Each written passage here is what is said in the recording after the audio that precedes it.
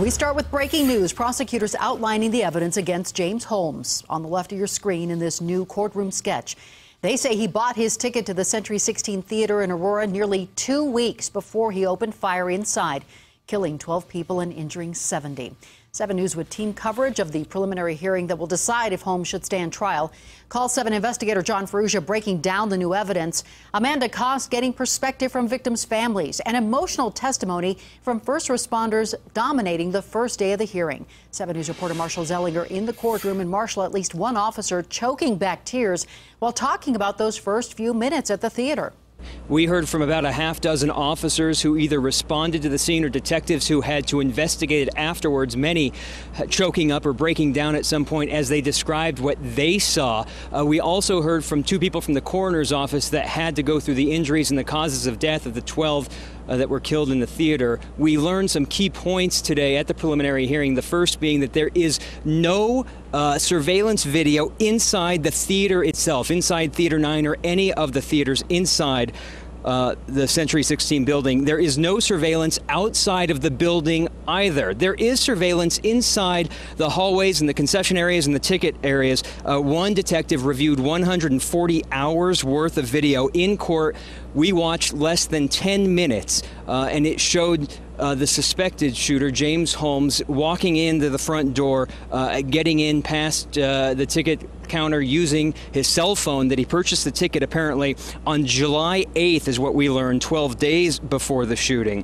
We also learned in the preliminary hearing where the victims were killed in the upper stadium seated portion of the theater, and they also detailed the 16 of the 70 injuries. We will get to that momentarily. While we learned all of that, James Holmes himself, sitting at the defense stand, did not react at all. He watched the videos when they were shown, and he listened to the description of the killings, giving no reaction.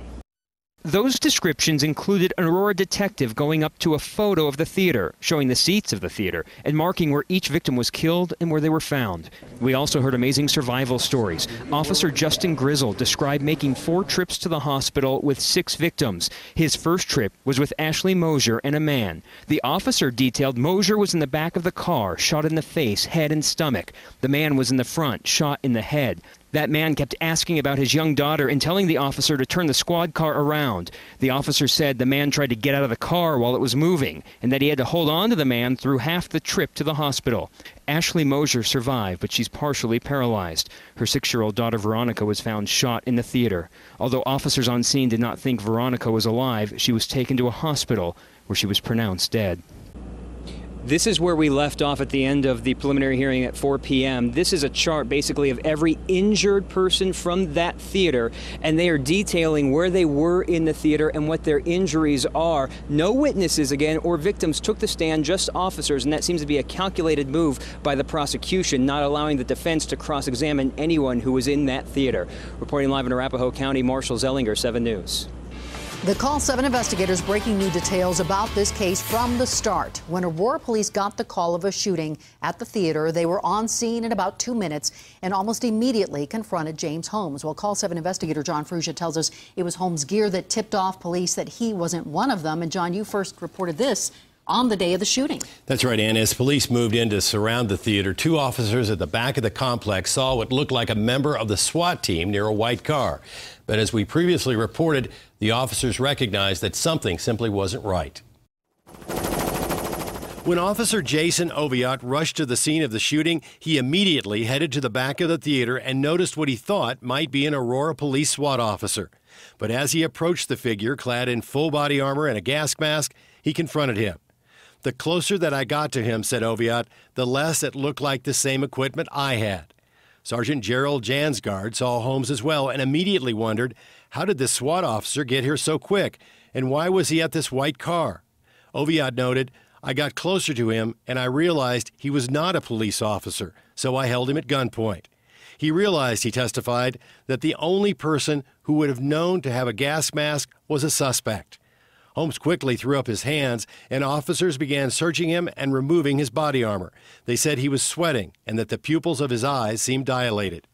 Yet Officer Oviatt told prosecutors he was very relaxed. It was like there wasn't a normal emotional response. He seemed very detached from it all. Now, as we first reported on the day of the shooting, officers said Holmes had taken a dose of the painkiller Vicodin about 2 hours before the shooting.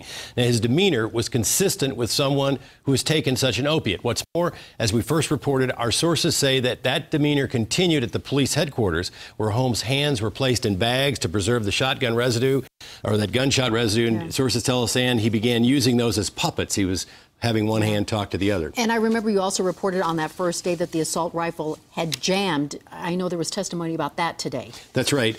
The officer confirmed that today. He said that this powerful AR-15 rifle, there were more than 200 rounds of live ammunition for that rifle left in the theater when they arrived, and that there were also additional rounds of live ammunition for that .40 caliber semi-automatic handgun Holmes used in the killing. So again, as bad as this was, it's clear that it could have been a lot worse had that magazine for the rifle had not jammed. Of course, that was the killing machine there. All right, John, thank you.